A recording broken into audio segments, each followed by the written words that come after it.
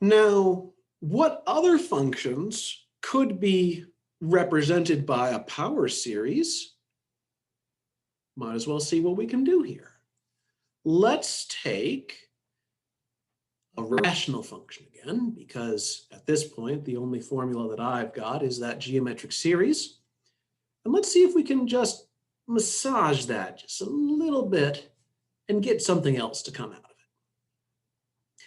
So let's take the function, the rational function, 1 divided by quantity 1 plus x squared.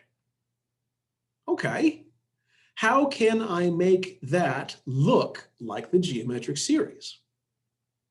Well, if I'm starting off with 1 divided by 1 plus x squared, I can say that's the same as 1 divided by 1 minus the quantity negative x squared.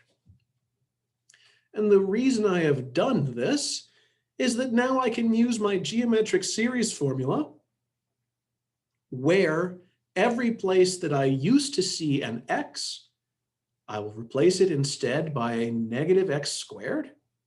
So in the power series, I'm taking the sum, as n starts at 0 and goes to infinity, of the quantity negative x squared, which is then raised to the power n.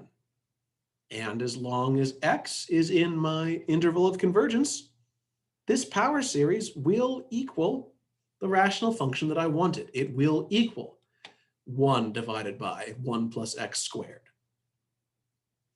So let's actually expand that out.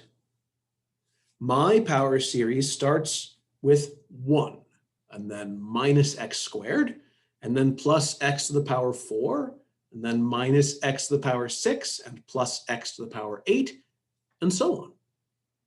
This power series will equal that rational function, 1 divided by 1 plus x squared.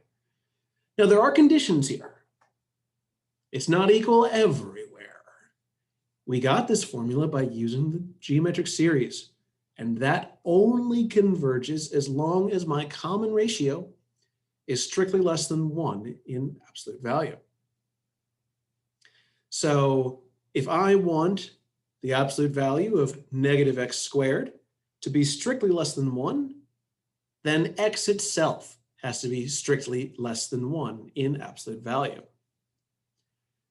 So again, this series will be equal to 1 divided by 1 plus x squared, but only on this interval. This infinite sum only makes sense to do between negative 1 and 1.